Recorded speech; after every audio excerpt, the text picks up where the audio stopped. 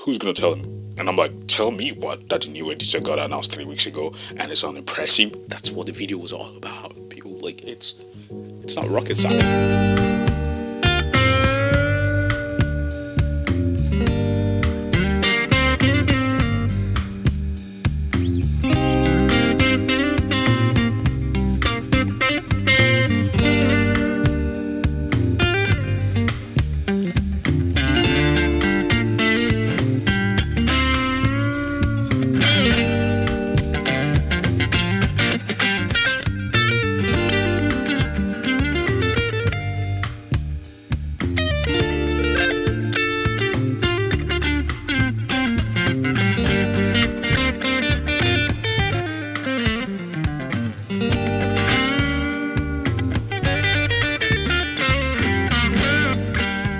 I must have pissed a lot of people off because I said the Tonex is pretty much dead to me, and someone actually wished me dead for that. That's outrageous. But let's go over some of the user comments that I got yesterday after posting that video about the Tonex user interface being dead and me not being impressed by it. Again, when I say dead, that's just the title of it. I mean, everybody on YouTube do that all the time. So yeah, I'm not even gonna address that part. But the point is, I made a convincing argument about the user interface, and most of you guys do agree that that user interface and the usability of that pedal is not the best. Actually, it's terrible. There's a reason companies like Apple, Samsung, and all these other great companies spend thousands and thousands and thousands of man hours, millions of dollars, if not billions of dollars, in research and development. And a majority of those is in presentation, and that's the UI. That's the end product. That's going to determine whether your product is going to be adopted by a lot of people or it's going to be thrown away. How you present your final product, it's very important. And the UI is at the center of the presentation of that particular product. So if IK Multimedia will redesign the Tonex editor but then just to recycle the same old UI, I think someone ought to call them out, which is exactly what I did yesterday. But I got a lot of hate comments and a lot of hate conversations came, and a lot of people actually agreed with me as well. So it's kind of a trade-off of both. So I'm going to read some of the funny comments that I got. Some offensive, some I just didn't give a hoot. Some I responded to, some I just totally ignored, or I just didn't have time to get back to them. So the first one was from a guy called Ryan Cleaney. I said, practice more and use computer less. Okay. I literally made a video about that. And I sent him the link to the video. It's just being petty. Yeah. Another one said, oh, I'll buy your outdated Tonex for $75. Let me know. And I'm like, oh yeah, I'll list it on Reverb. Come get it. Or I'll just give it to a subscriber for free. You know. Someone, Rod, this guy said, no, it's not dead at all. Okay. Yeah, that's fair enough. And then this guy called Lukalkan, I'm sorry if I'm ruining your name, but I said goodbye to Tonex many months ago and got me a Nano Cortex. Couldn't be happier. Sounds like I own actual amps. That's good. If it's all someone can afford, I get it. It's not the worst thing in the world. Yeah, absolutely, which is what I said on the channel. The Clintons are decent though, but heavy gain amps are not cutting it. I'm not an heavy gain person, so I can't really attest to this. I do mostly low gain stuff, so I cannot attest to this. And I don't think I've used the Tonex as much as I would love to. One of being the user interface just being weird. The only thing that I have actually used the Tonex 1 for, or the Tonex 4, was just to capture my pedals, my overdrive, OCD overdrive, and just the settings that I like. I see other people have captured stuff, but there's something about capture that is not as fluid as having a modeled version of that particular pedal or amp. Why I like to capture mine is there's a way I like to set mine, and I just want to set it that way and capture it at that particular angle, at that tone, at that gain level, at that volume level.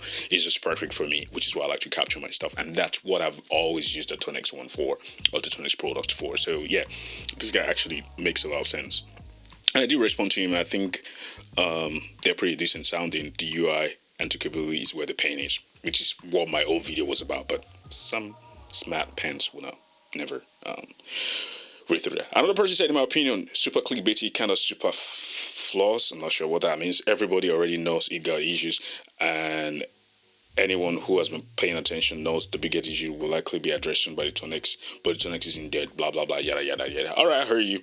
All right, and then there's another person, Reach Onimark. one of the worst UI ever. that was that was brutal. James Jackal feature said, "Dead? No. Everyone forgets how bad other digital platforms were in their infancy. Kempa didn't have an editor. Helix had huge issues with the editor from board firmware. Takes time to get all the things to work great." I don't think that's a good enough excuse. The technology has gone way better. Quadcopters knew all these things. They built on every flaw the Helix have had and made the quadcopters a perfect project. It took time for them to drop that product. If you remember, they keep teasing, dropping these. Even before they released their version 3.0 software, they took their time, understand what the problems are with other platforms, and then took that research and development into implementing into their new product. So that's not an excuse for any company to just drop mediocre products on the market. That's not fair to the consumers that are paying their hard-earned dollars for their products. That's where I stand, and I still stand there. What are these huge complaints? $150 for it, blah blah, for an amp. You can have any amp in the world for your pedalboard. One of the greatest guitar innovation I've seen in a long time. Yeah, if you watch the video, you will know that I'd mentioned you can have anything in it. So again, this guy's just click keyboard happy, just want to type a comment and just bash and just say any sort of nonsense I want to come out of their mouth or their keyboard or their fingers, and just not read through or even watch the video to listen to what another person has to say. Getting stuck in your own belief, it's kind of the worst thing that can happen to you as a person. Listen to another person's idea and then having a meaningful conversation or an engaging or compelling argument will make more sense than just getting all fast with your fingers and just typing any comment that comes to your brain at that time. I think that's low. And someone just responded and just said LOL. Someone said, "I honestly have zero issues with the UI." Anthony Bernardo said, "I honestly have no issue with the UI. The fact that it's not a live, I don't know what that means. It's not a live editor. What does that even mean?" Sounds like somebody's trying to get views on YouTube channel. Well, thank you. Yeah, I got some views. Yeah, I did get some views. I'm not afraid about that. Yeah. Tonex editor, Mark Roth said, "Tonex editor. So you are one of the lucky ones that already tested the editor, which they announced in February." No, I'm not. But there was a preview that's right there on their website, and it wasn't different from the old one, except they just took an old video from the old one and said they redesign. But if what they showed us as a preview was what they were planning to release, that is terrible, and which was what we saw. And again, if you're gonna tease a new product, you tease what the product it's really about. You don't just say, you show us what it is. What they showed was terrible, and it was just like the old one. So yeah, it's still clumsy.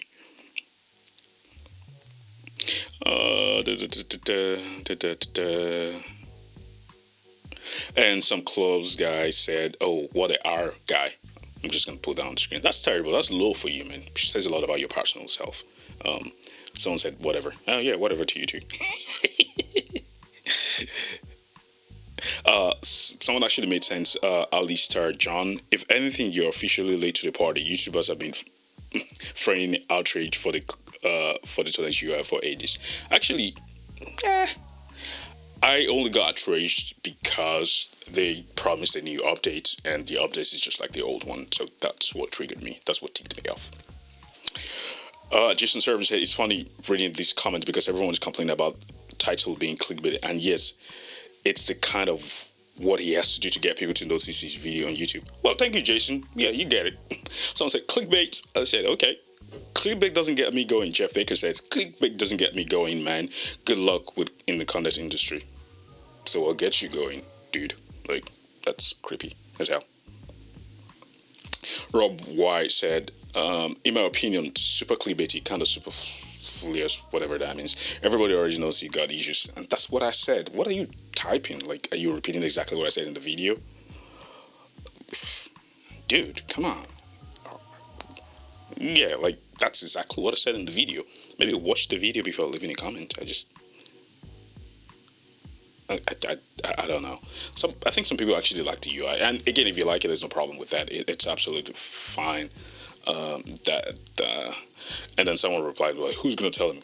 And I'm like, "Tell me what? That the new editor got announced 3 weeks ago, and it's unimpressive." That's what the video was all about. People, like, it's not rocket science. But jokes aside, some comments were rather offensive and insensitive, and it lacks context.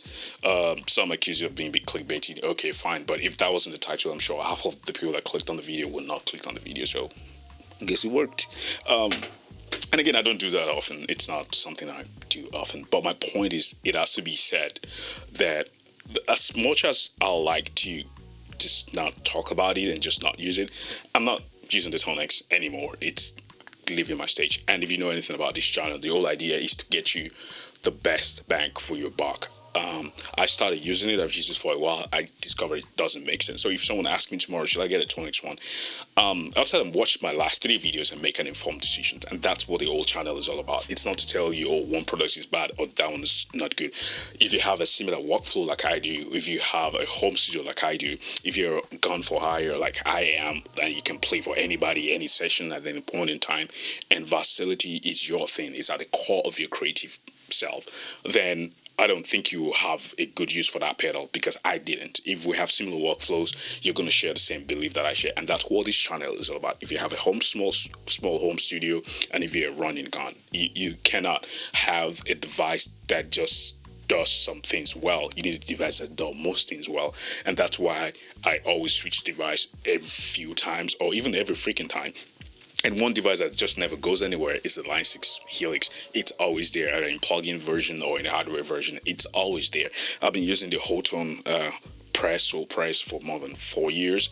I would recommend that to anyone. So the whole idea is the things that will last long and that will bring you the most value in your studio are the things I want my subscribers or my viewers or my audience to view, and I will share my opinion no matter what the repercussion is or whatever someone who doesn't agree with me feels about it. So yeah, I think I'll make this a continuous thing with the user comments. I think they're really nice, and there are a few comments on YouTube as well. Maybe I should get to those ones as well. Some of you guys, there was one that actually stood out. I actually pinned it on the video. Let me see that one. Yeah,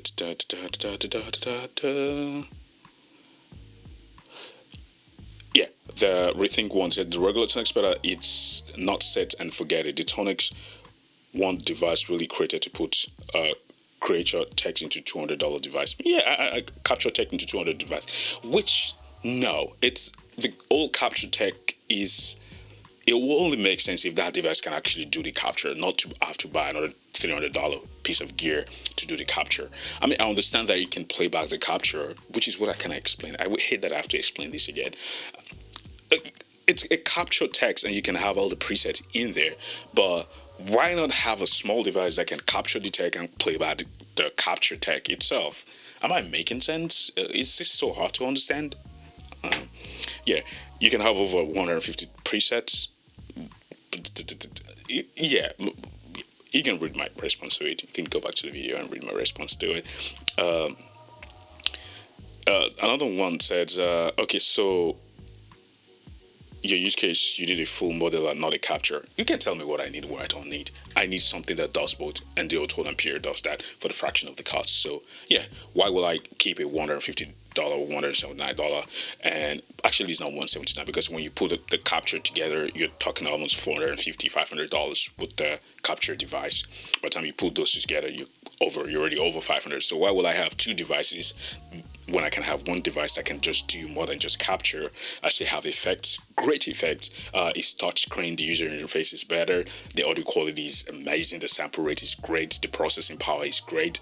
I can still have modeling amps in that. Why will I pick the crappy Tonex over that one? I mean, it doesn't make sense in my own opinion. Tonex is good. It's a good device for you if you're okay with just capturing and all that stuff. But for me, I do a lot more than just capture effects. Sometimes I have presets that I want to use that doesn't require me to capture something. I just want to use stock amp and caps, and that works. I just want to load in an IR.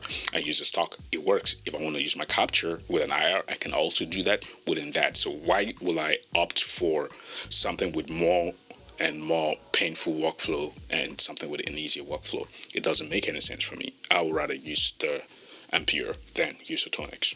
My opinion. It doesn't matter whether anybody agrees with that. That's my workflow.